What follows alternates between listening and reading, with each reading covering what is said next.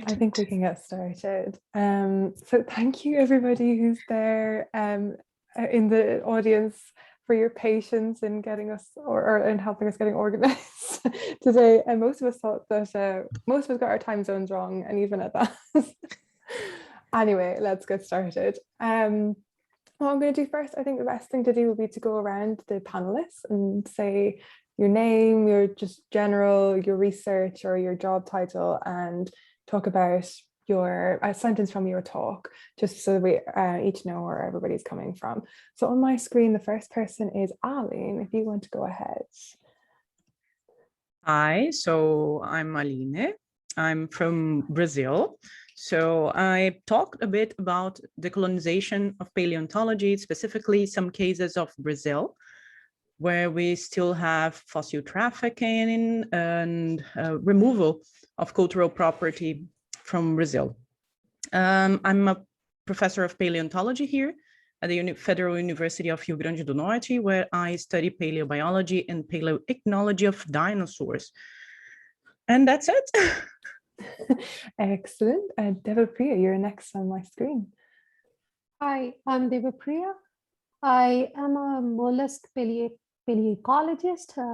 I'm generally interested in knowing the deep past using moluscan fossils, and also not so deep past using the recent moluscan fossil. But general interest is how do the organisms respond to their environment, both biological as well as physical environment. So part of my interest is also in knowing how much we should trust the paleontological data and how it changes through natural processes and processes which are anthropogenic. And that led me to be interested in this entire topic, specifically about India, which had a long colonial history. And colonial history doesn't only change the history, it also dictates the present as well as shapes the future. The priorities change, and that's where my interest lies and how it impacts the future research of paleontology in India. I'm based in Pune, which is the western part of India. I'm an associate professor in the Department of Earth and Climate Science in a government-funded institute called Indian Institute of Science, Education and Research. That's it. Fantastic. Estelle, you're next. Can you hear me? Yeah. All right. I'm Dr. Estelle Rabelo-Artima. I'm a Malagasy scientist. I'm from Madagascar. And so I do research in ecology. So I'm not a paleontologist, but a paleo ecology and especially sustainable agriculture and conservation. And so during my talk, I was sharing about my experience on how conducting ethical research in ecology that involves local community. And so I shared the experience from the collaborative project that I was part of during my PhD. It was a German and Malagasy collaborative project. And so I talk about the setup of the project first, about my research, and then picked up one definition of what is ethical research when you involve local communities, and then what are the challenges and what the solution that we adopted to overcome those challenges throughout the whole project.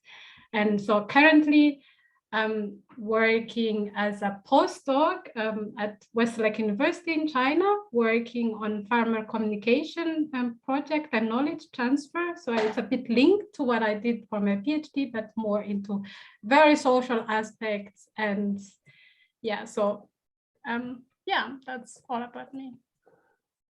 Great. Next on my screen is actually Jansen. So Jansen, if you want to describe the thing that you talked about. Yeah, sure. Hi, everybody. I'm Jansen Smith. I'm a postdoctoral researcher at FAU on the Paleosynthesis Project, which is how I'm involved with coordination as well as presenting here. My actual research focuses mostly on living and recently dead snails and clams, particularly looking at human impacts, pretty similar to Deborah Priya's work actually in a lot of ways.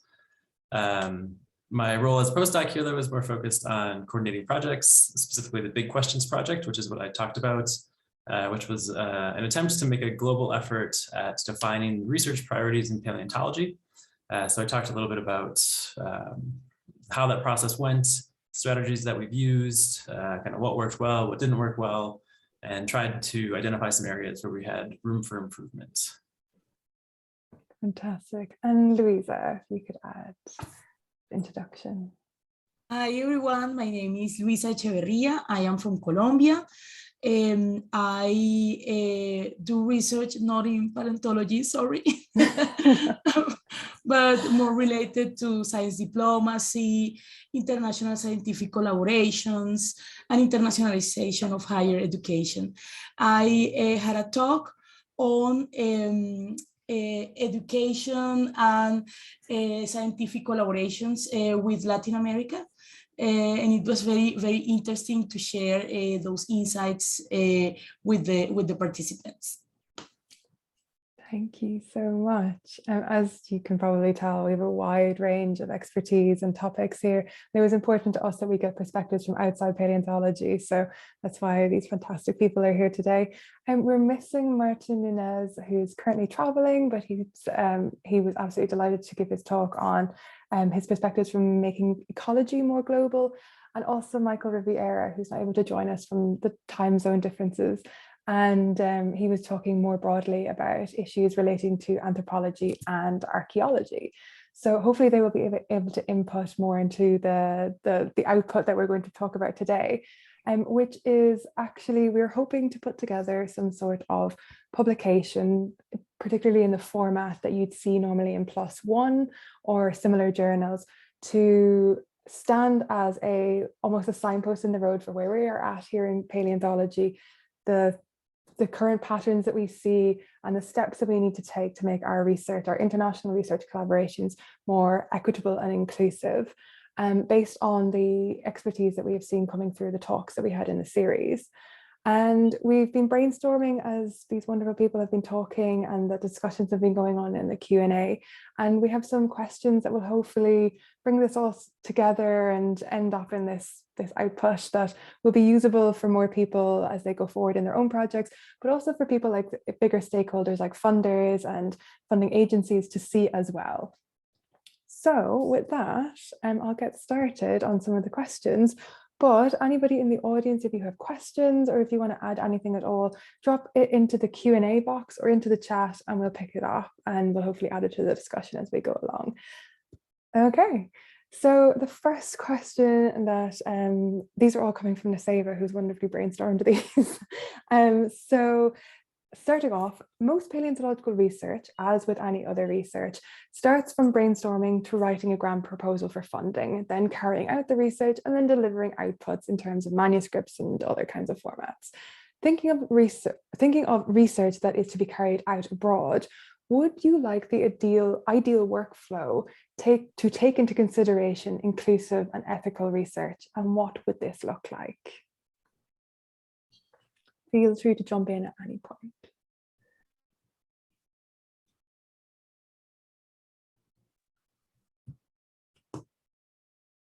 I'm going to call on Aline because I think you have the I would say go girls. Yeah. but okay. First of all, in the proposal, I would include a specific topic, say talking a bit about ethics, diversity, and science communication. Not always this is included, and this is very important. Since one of the ways of returning what you did, is returning the results of your investigation to the local people, and science communication plays a huge role there. So first of all, include this topic, and then make sure you include on your workflow, on your chronogram, some information about activities with locals, if you are currently doing research abroad. So for example, given talks in local schools, talking with people and so on. Make sure to include that, and to include some time to give attention to the science communication work. Sometimes people think science communication is just, well, it's easy, right? It's not easy. You gotta really think about what you're doing. It's a work. It's a parallel work. So give some time to think about good forms and forms that will work for local people. I will give just a short example of that. Here in Northeast Brazil, most people still don't have access to television. Most people still don't have access to internet. So the most accessible way to make information available is through radio. So sometimes people from abroad don't understand that. And so talk with local people, understand that, and make sure you include that in your workflow. And of course, I don't need to mention again, please try to include local researchers on your project, because that will make everything more easy. Louisa. Yes, I wanted to complement what Aline just said by adding something which I think it's really important and that we talked about it in my presentation, is the think about the curriculum development. So when we work together with institutions abroad, we need to try to engage also with schools or universities or you know, like education providers. If we really want to do like some kind of change, if we try at least generating, you know, a course. We are not talking here about, as we were saying in the presentation, a master program and stuff like that. We are not talking about that. We are talking about a course. You know, we can start with the small steps that can, you know, through the years end up in a master program, a PhD program, or whatever. But we need to start small, you know, with a course or something like that. That's fantastic. Estelle, go ahead.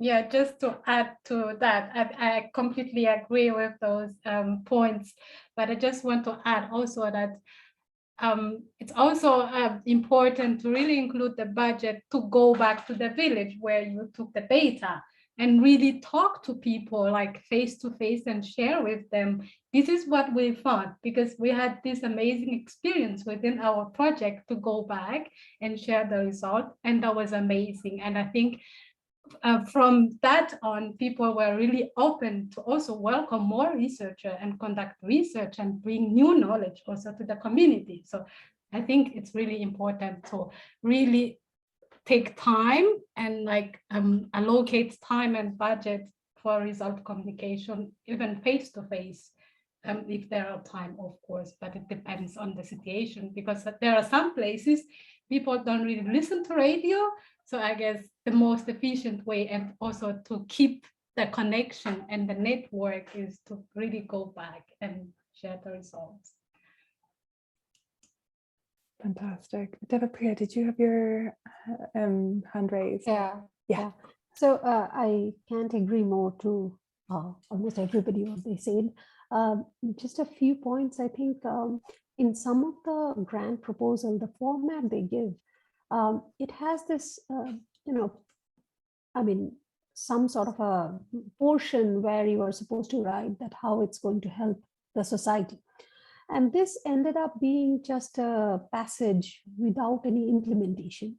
So instead of that, if it's very clearly categorized, even in our minds, that at different levels, in terms of our peers, other scientists, exactly what would be our contribution, in terms of the potential future researchers, that means the students in colleges, exactly what would be our contribution, and then coming to the local community at a school level, what would be the community. So I think it's a combination of the willingness to contribute, but also the plan which finally makes it implementable, rather than simply writing it and becoming a dormant part of the proposal. So at this point, even in Indian funding society or funding agencies, although they do not fund any research which should be conducted outside India, there is a small component which says scientific social responsibility. So they allocate a little bit of money. It's a tiny amount of money, but it basically asks you to connect to either the level of college or in school, just to popularize science, and in particular the project that you are working on. But in majority of the cases, I think this requirement of planning, making it very clear even before you submit the proposal that exactly what would be the action points, I think that might make things more implementable, and the people might be more accountable when they are implementing the project. Alina, did you want to add? Yeah, I did. What Estelle said made me think about some other things that could be included in the planning, such as, for example, some money to translate your research results to local languages, and some time to think about how are you going to return the material, the specimens, to the local community, and where are you returning it, which museum, which institution, and how you plan to return that. It's something that should be at least not be included in the proposal, but at least discussed among the involved in the research. That's a really important point. Thank you for that.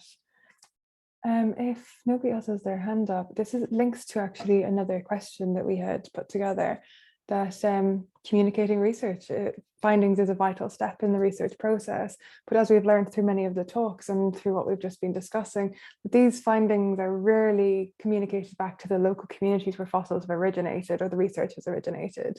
How can we better foster this communication and ensure that it best serves local communities instead of just paying lip service or providing a tick box on a funding application? Please do jump in. No need to raise hands if you want to go for it. So if I can go first. I mean, my experience has been in the field that often at the end of the project, if you try to translate the meaning of the project or the value of the project, then it's almost too late. But because many of the projects, they run for a couple of years, and your findings may come even 2 years after the completion of the entire project. But it's about the preparation, and I often feel even the remotest area, the kids are the most inquisitive, and they have the least of inhibition in terms of asking. And I feel that schools are often the best places to start. Just to give a general idea that, sometimes it comes as a blow that where they are living, that used to be a sea at some point. But this simple thing may start a long journey. And then finally, when somebody finds a change in seaway configuration, bringing that down and watering it down and compromising with the science is not required if you sort of start building it over time. And in my very limited experience, I found it to be more effective than finally translating the entire research into a relatively simple language. So that's something that I feel strongly that we should keep on building every time we go. Maybe even repeat stuff again and again, but that leaves some signature. Thank you for that. Louisa? Yes, from what I have seen here in Colombia, is the thing that you really need to engage whether higher education institutions or people from government institutions. Otherwise, it will be very difficult, you know, to communicate this really in a very accurate way to these stakeholders. Normally, for instance, here, the higher education institutions usually are part of other networks, and they really want to communicate and share experiences. So I think it is really important that through these projects, especially in Latin America, that you engage a higher education institution in order to, you know, to have like a broader spectrum of the things that you can do, not only in terms of communication, but also in terms of curriculum development, formation, and also outreach. Because here the type of universities that we have are really oriented to the communities and to the societies. So that's something important to be taken care of. Fantastic, thank you. If anybody wants to add anything more to that, please do feel free. Aline, go first. I would include Louisa, what Louisa said. In some places, you should read the Secretary of Education. You have like local organizations, governmental organizations that care about education, care about local communities. You should reach them. Sometimes not directly the community, directly the schools or universities, to ask for their demands, what they need from you, what will be more interesting to do. And besides that, there's another talk we have to develop is about what we teach regarding science communication in our universities. So our students need some training in science communication and science outreach. I don't know about where you guys are, but here science communication courses only talk about how to write a paper, not how to reach the people. So we really need to include these as part of the scientist training. So think about perhaps in the undergraduate courses, or at least in the graduate courses, so how to reach people, how to communicate with people, not only your peers. So this is the thought we need to develop further. That's a really important point. Thank you for that. I'm trying to link some questions that have been coming in the Q&A chat. This links quite well, actually. How can we make funders more interested in science communication? Many grants focus mostly on scientific manuscripts, and the topic of outreach activities tends to be just a box that can be ticked, and they're generally sidelined as outputs. Would anybody like to weigh in on that? I have many thoughts. I would love to hear your thoughts, because it's a great question. I will start. Okay, I'll give the first kick. Perhaps with governmental policies. So here in Brazil, there are governmental policies that requires university to contact with local people. So that's a first step.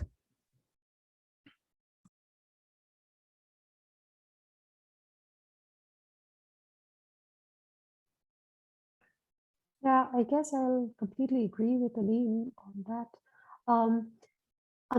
So it's sort of connected that the funding agencies try to emphasize on manuscript, and then how many fundings you get and how many papers you publish finally adds up going into your CV, and that ensures your promotion. And in this entire cycle, connection to local community gets overlooked completely. So unless there is a regulation or some degree of, very direct benefit, it's quite hard to highlight it and the importance of it. So I think it has to be there somewhere as a directive from the funding agency, as well as from the government in general, that it's important to have a link to the local community. And it's not just as Emma said, it cannot be just a lip service when you are writing the proposal. There has to be some action taken, and if you are not taking it, there should be some accountability. That comment, oh, sorry, Alina, I see your hand. No, it's just to give an example, here in Brazil, it's a governmental policy that universities are sustained by a tripod: science, education, and outreach. So in every proposal you send, you must include outreach. But still, we scientists are not measured by our outreach. As Devapriya said, we are measured by how papers we published. So we gotta find a way to measure scientists not only for their papers, how much they're publishing, but also how much they are involved in outreach. Louisa. Yes, I wanted to complement to what Aline said, because we have the same model here. Because, it's like the typical Latin American higher education institution, formation, research, and outreach. But we experience the same, what Aline said. The researchers are messed only by the publications, and that's here also in Colombia the same way. But as Aline also said, when we apply for funding for a governmental institution here in Colombia, they expect that we do outreach activities. So, and if you want to apply, in some kind of mixed collaboration scheme or something like that, for Latin America, it is typically so that if there is also local money there, that you have to do outreach activities, because it is normally so designed. Mm-hmm. Thank you for that. A question that really relates to what Alina has just said, and Louisa to a certain extent, and Devapriya, what you've all just said is, what would the ideal science communication class look like for undergraduates? I think, Alina, you kind of alluded to what it would look like. Maybe you could comment a little bit more on that. It's very hard to answer that. I gave a science communication course here, and we talk about several ways of doing science communication. I would say the classical science communication, so science communication in person, giving talks, workshops, writing books, whatever, blog posts. But we also need to think about a more digital science communication, because it has a more power. The modern society is very powerful. So how to use social media in your favor, not only to contact people, but also contact your peers, because we consume science communication. Most of the paleontology papers that I consume from other areas, such as, I don't know, micropaleontology and invertebrate paleontology, are from science communication articles. Then I go for the science, the paper itself. So I would include several media, different types of media. I would include also something more focused on the local community where the scientists are based. As I said to, for example, different regions of Brazil, you have different socioeconomic conditions. So if you're giving classes in Northeast Brazil, so you should talk more about what will be better for the local community. So the local science will produce something focused on the local community. But that's a good question. We are beginning to develop that. So I would love to hear our colleagues here. I think one of these actually, we're talking about virtual communication. Johnson mentioned part of his role involves a lot of using new technologies, particularly virtual technologies. Johnson, did you want to jump in and add anything to that particularly?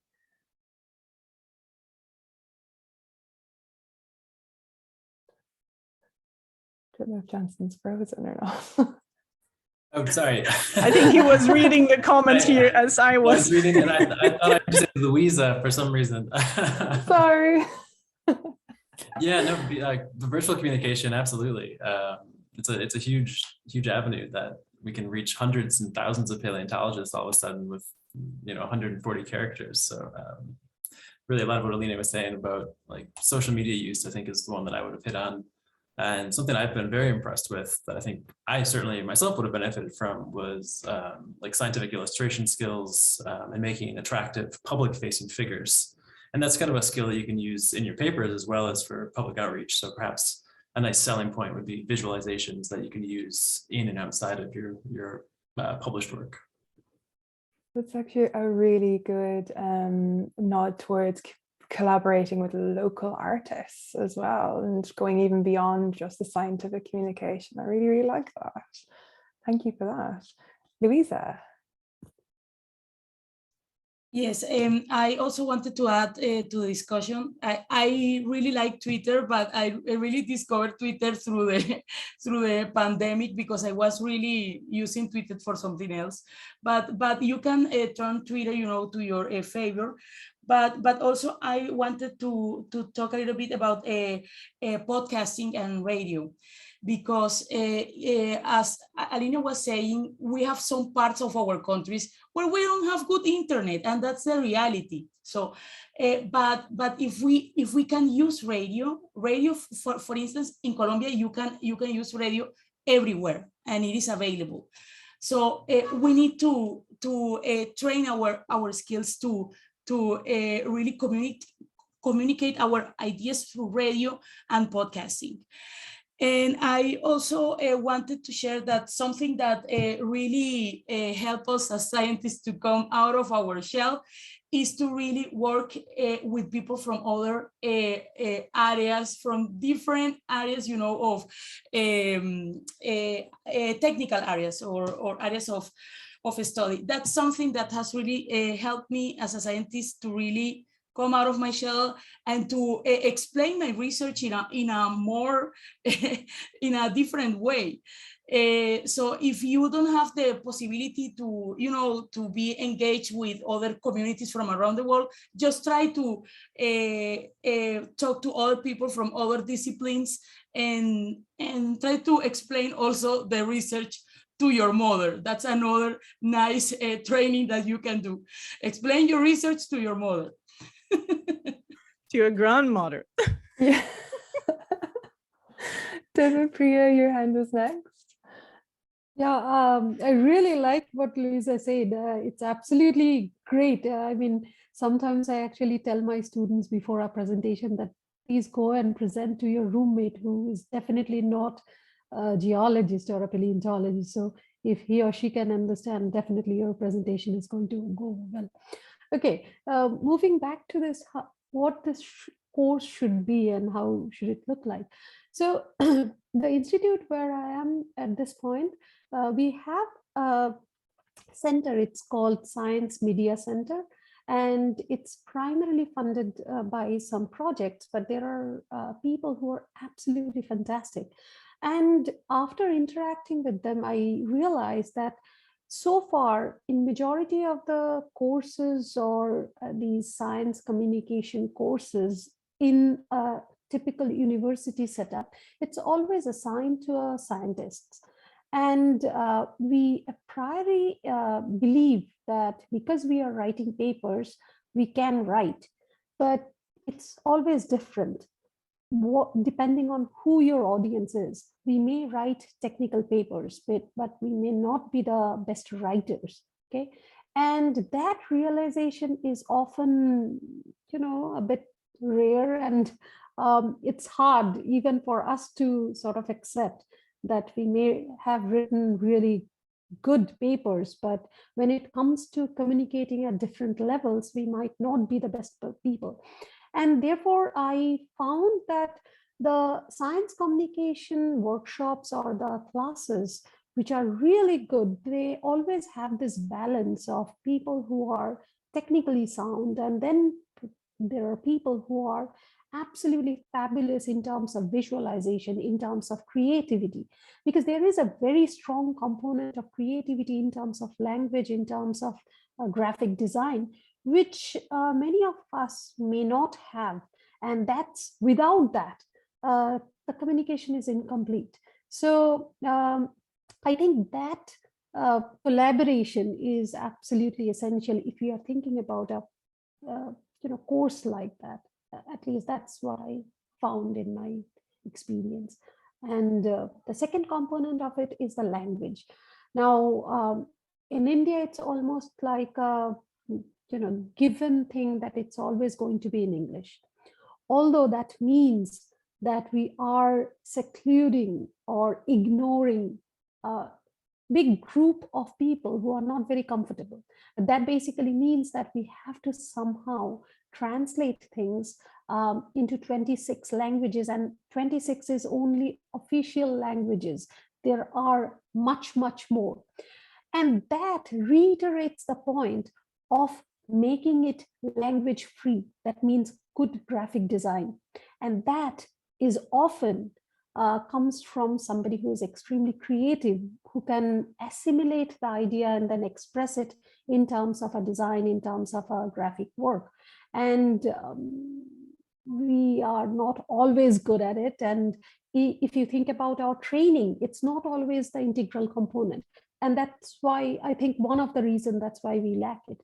So I think this kind of integration would be really beneficial for the overall communication of the community. That's fantastic. Thank you. Aline? Yeah, that was my disclaimer. Usually everybody had a professor that was just awful, and you wouldn't recommend to do science outreach, right? So it's important to understand that not all of us, we don't need to do it by ourselves if you don't want to, if you're not like talented or whatever. If you are not into science outreach, science communication, you should think about including your proposal, for example, journalist, a technician, or someone that works with design, whatever, that will help you to do that. And if you are not used to do that, contact the journalist section from your university and ask for help. And this is very good. And what Jensen said about paleo art, this is awesome. I always include in all of my papers a piece of paleo art, because I think this is the summarize for the common people, most of your results. So think about that. Think about including a beautiful paleo art to all of your papers. That gives excellent results regarding science outreach. And journalists are more attracted by your research when you do that. So think about doing that. Thank you. Really good tips there. Estelle, did you have something to add to this? I saw your hand up. Yes, I had, but I think Devapriya pretty much covered my my point, so that's why I took my hand off. But I just want to emphasize what I wanted to say was that I really like the idea of communicating language free, because, for instance, here in Madagascar, there are a lot of people who cannot even read, even in the local language, they cannot read. So I think making it language free, it's really important so that they can just look at the arts and then they understand everything. So I think that's important. But if it has to be written, I guess it's important to look into the local dialect, because again, here in Madagascar, we have almost 20 dialects. So it's important to look into what is the dialect that is spoken into the place where you, for instance, took the data and then translated into that dialect, so that people really understand. Also, those who can read can understand everything that you want to transmit. So yeah. Great. Loads more important points there. Thank you. I just want to read out a comment that's been put into the chat that I think is super important, and hopefully some discussion will come from it. So they commented on how great it would be to put all this together. And in order to make this all possible, I think we first need to deconstruct so many prejudices in our careers, decolonize them, make them non-patriarchal, and so on. As long as we scientists feel the need to be fair with the public and communities, with other countries, with fellow researchers and students of whatever demographics, this all may become possible. I mean, a top-down movement. And I absolutely fully agree. And a lot of people in the chat have also agreed. If anybody would like to add to that in particular, particularly the like deconstructing our prejudices and like actually taking decolonizing actions, if anybody wants to add, please feel free.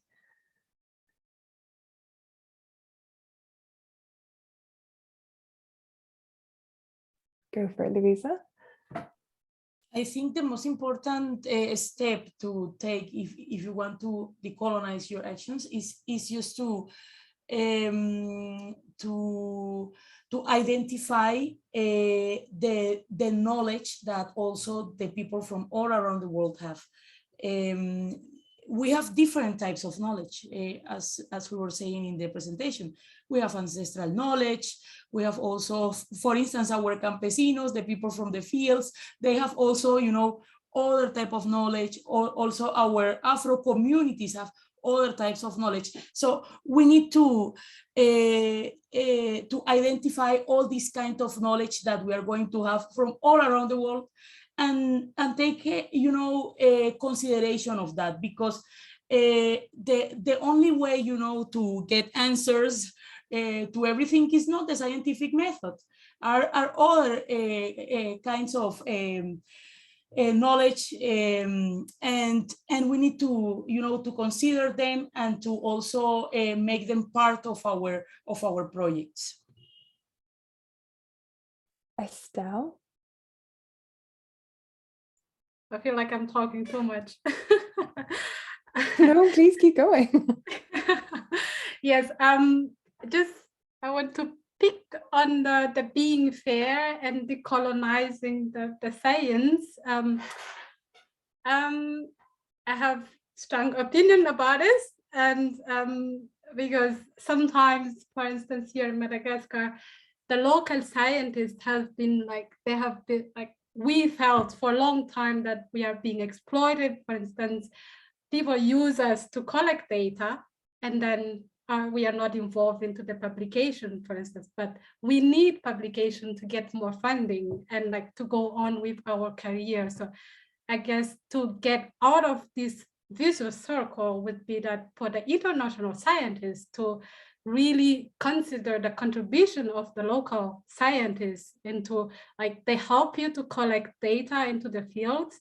I think the little thing that you can do would be to discuss with them what would be the fair way to return that, like to include them as a co-author, for instance.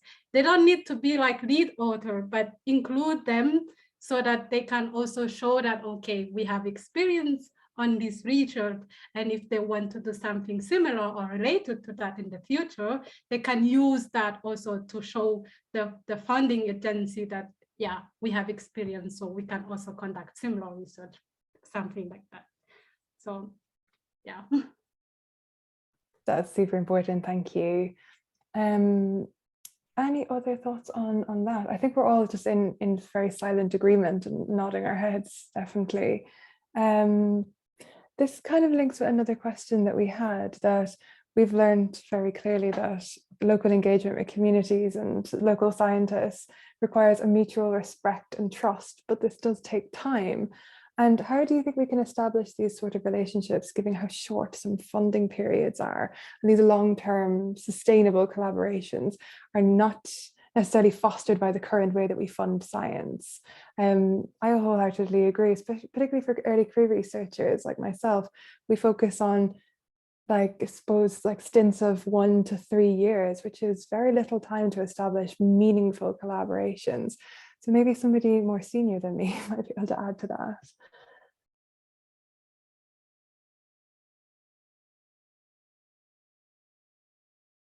Louisa.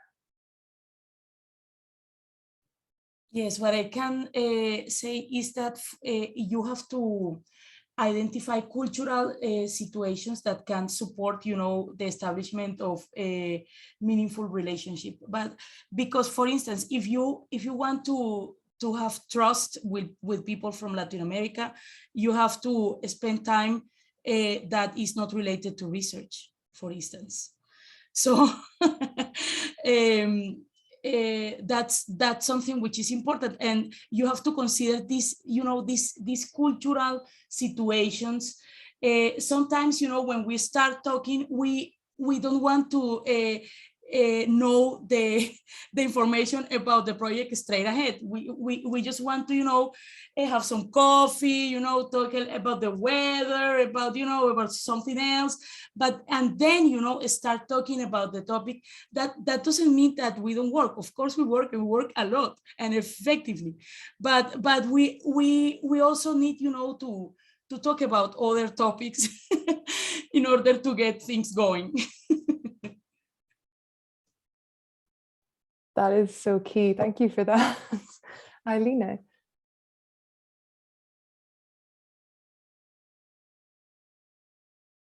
think you're muted. I must agree with Luisa in every topic. And I would like to add that relationships start far before starting the project. For example, inviting people for meetings and talks, participating in local conferences far before starting the project. This is great. What we are doing here is great because this is a seed to future projects. So I was talking with Nusaiba and Emma about inviting them to come here. So that's how meaningful relationships starts. So we share something that made me and made Nusaiba and Emma trust me and me trust them, and then we start something. So relationships start far before the project itself. Start building good relationships before. So really, not only inviting, but to conferences and talks, but hearing what the other people have to say. So go talk with them in their poster section, in the oral section, and well, contact them before. And that's how you build friendships, right? So that's how you build like equitative relationships in academia. That is super important. Again, these are really fantastic. Devapriya. Yeah, I'm just going to, you know, almost repeat what Alina said, that with slight, probably add a few things about how, when I am talking about collaboration, we are right now in this particular topic, I'm only focusing on collaboration between peers. And for me, it's about a very strong trust, because my attachment to the scientific idea or scientific you know, question or a project is almost as strong as a bond that I share maybe with my daughter. And can you imagine that I would, you know, if I have to leave her for some days, I cannot do it to a stranger. I would look for someone whom I trust. And the same thing goes when I think about the science that I do, the project that I developed, and I gave my, you know, emotional time, the developmental phase of it.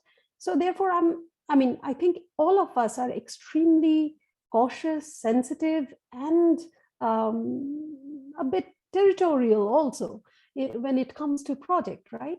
And that, in order to share that with someone, it's extremely important to have a trust about the person in general, not just their scientific integrity, but also to know the person.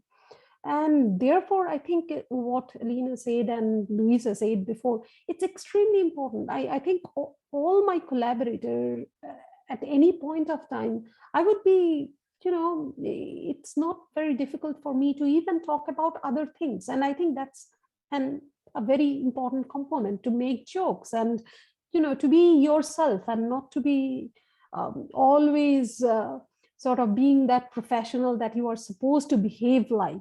And I think this is also a bit intertwined with this non-patriarchal approach, because in many of the places we are supposed to behave how a scientist should behave. And that picture of a scientist is most of the time a male scientist. And as a result, I think, being a woman also makes it quite difficult around that trust issues. So I think it's very important that, building that trust and then going to the project. I know that no funding agency is going to give you that part of the time where you build that trust, but I think for the long-term benefit, it's an absolute essential. And best way to be physically close and visiting each other's country and place. But I guess our experience in this pandemic showed that we could do it even without meeting any of us. And I think that's the first step. Probably this hard time actually showed us an alternative. Maybe not the best thing, but definitely next best thing. And yeah, that's my view. That really links with what Louisa said about recognizing different kinds of knowledge, recognizing different ways of working. I feel like in many global North countries, we are very much encapsulated in capitalism and see people for what we can get from them, where actually in other countries it doesn't work quite like that, and it works far, far better. And communication and coffee, as we've just been chatting about in the chat, is very important. Estelle.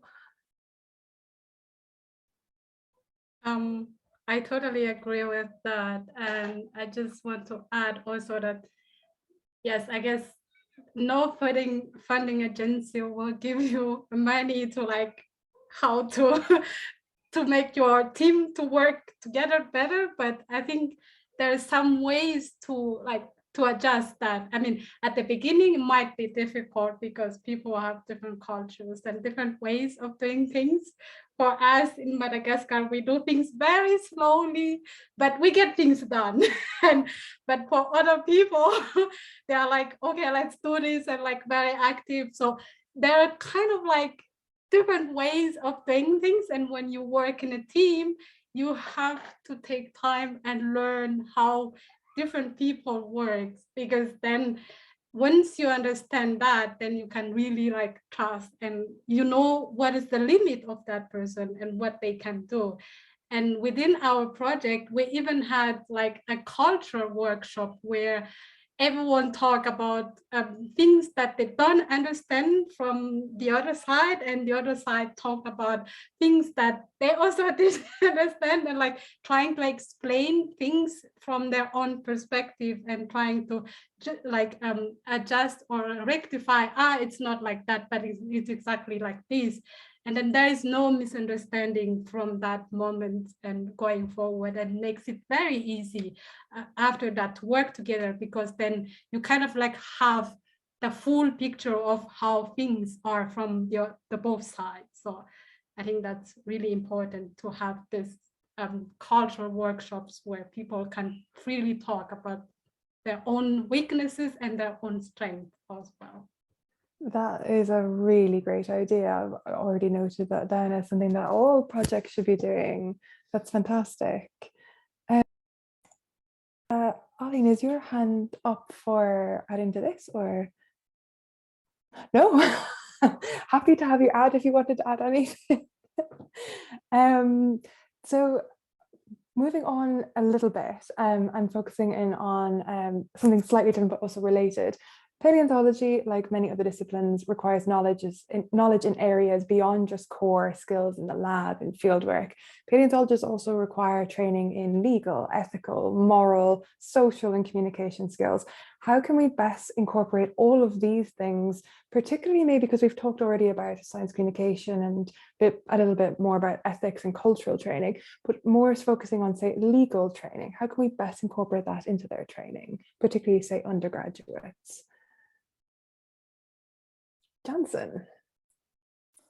Yeah, so there's a lot of actually really interesting crossovers with this question related to conservation science, where you have to deal with a lot of legal issues, stakeholder engagement across the board. So I think ideally we'd have we de-emphasize the importance of a publication for a scientific career. I don't know how, how probable that is, but I think that's where, especially for established people, building cross-disciplinary teams that you can go to for these expertise is really critical. One person can only develop expertise in so many areas and truly be a master of those. So I think, if you can have a network where you have a reliable expert, where you've had years to establish that relationship, you can have somebody on the team, quote unquote, who's a legal expert, who understands local traditions, who does the statistics. So I think building bigger teams can only stand to help. Super, thank you very much for that. Any paleontologists here who teach, have you found that you can incorporate this into your teaching, or is it something that you would prefer, well, I would like to see other departments input into as well?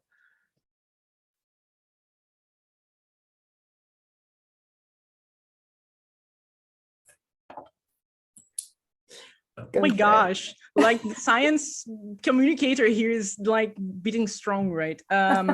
What I do is I always include, I don't know the word in English, perhaps it's debates in the classroom about ethics and legislation. So I always include that every year, every semester, every term, we have these debates, including the students. I want to hear them. I don't want to teach them. I want to hear them about ethical questions and legislation.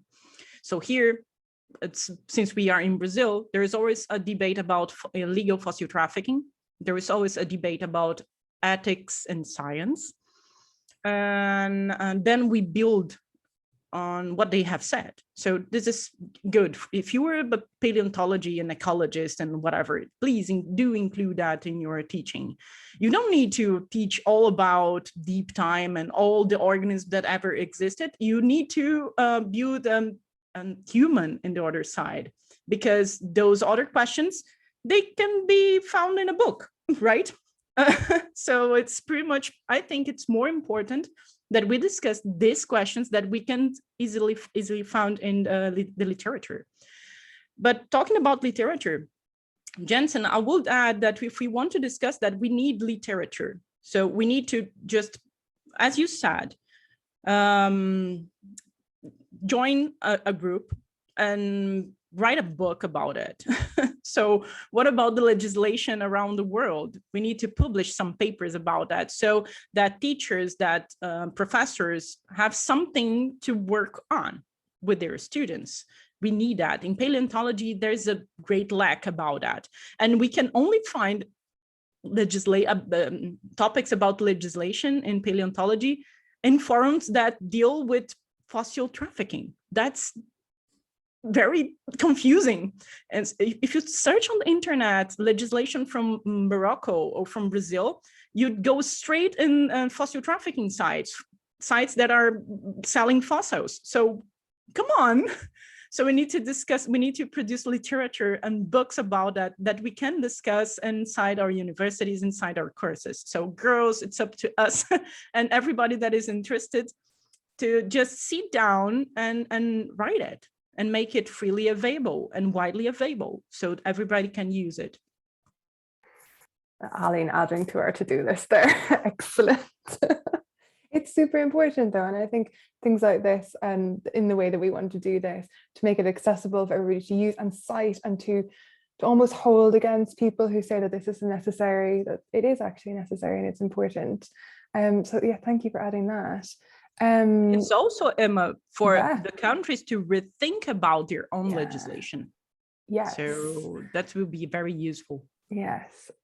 Commenting on your debates that you use for your teaching, we have recently started doing that at our university, and they are getting some of the highest feedback or highest praise feedback that we've ever had. And it's super important to see the students as having ideas, and they can find most of the information in books. You're absolutely right. It's interacting with these scenarios that is almost most important. So yeah, thank you for mentioning that. I hope more people take that up in their teaching. The last question and topic that we had, no problem, Deborah Priya. The last question that we had was, in many countries, there are barriers to access, not only to funding, but also scientific material. For example, journals are sitting behind paywalls, specimens and old manuscripts are located in foreign museums. There's visa issues for travel. How can different academic stakeholders, such as learned societies, museums, funders, journals, etc., help to address this problem? Do you have any burning things that you'd like to see change, particularly from those stakeholders, that will help to increase access, in your opinion? Yeah, I guess that's sort of, a good summary of the points that I was raising during my talk. Yeah, what are the things that can change? Well, I guess one important change that can be done is from the museums, if they can start initiatives to bring in more people from countries which have been colonized before, or from countries where the fossils were collected, so that this mutual interest and trust develops, and finally people would be eager to understand or interpret the science, or use those fossils to interpret science more. It wouldn't be left at the back of the cabinet, which is the case in many of the places where those collections were probably gathered 100 years ago, 200 years ago. And now the museum has moved to different science focus, and those are not being utilized, whereas the country from where it's taken, that country doesn't have that access. So I guess there is no simple answer to this, in the sense that how everybody can get benefited in terms of money. No, there is no way we can do it at this point, where we have such a long history, which was not completely fair for everyone. So I think it's the initiative that has to start, if we at all want to finally value the natural history, and we are motivated enough to know the real picture, not just picture which is dominated by certain area of the earth. So I think, just keeping that in mind, we have to take certain hard decisions, just like the same way we have to take hard decisions about climate change, although it may impact the regular day comfort for many of the people. So I think it's about the broader goal, and therefore we have to let go of certain things which might not be very easy to do at this point. So museums, especially large museums, inviting or funding more exchange, training people where the training centers are not available. Papers is another difficult situation, because they are primarily coming from large publishing houses, and they have their own ways of controlling it. So whoever has the means, please publish open access, because you can afford it, but there are people who cannot afford to read those papers. So I think it's a balance. So wherever the funding is available, please try to utilize that for more open access. If not, keep it in archives, so that at least some access is there. So I think these are a few things that I can think of, and definitely student exchange is another great way of training the next generation, probably to reduce the divide a little bit. So yeah. Thank you for that. And if there's any publishing houses listening to this anywhere, you can totally waive the fees for researchers who don't have money. small little dig. Alina put in the chat about publishing houses, and I think Deborah has mentioned that. Alina, do you want to add anything to that? I think there's a lot of fire that we could get into there, but if you wanted to mention something, please do. One suggestion is publishing in society journals. Just burn the system, because the system is like suffocating us, really. But I totally understand that if we want jobs to have jobs, and if we want to escalate in our scientist career, well, they will ask for a nature publication, a science publication. But we need to break that prejudice among ourselves also. A paper published in whatever important magazine according to the system may be not so important as a paper published in a society journal.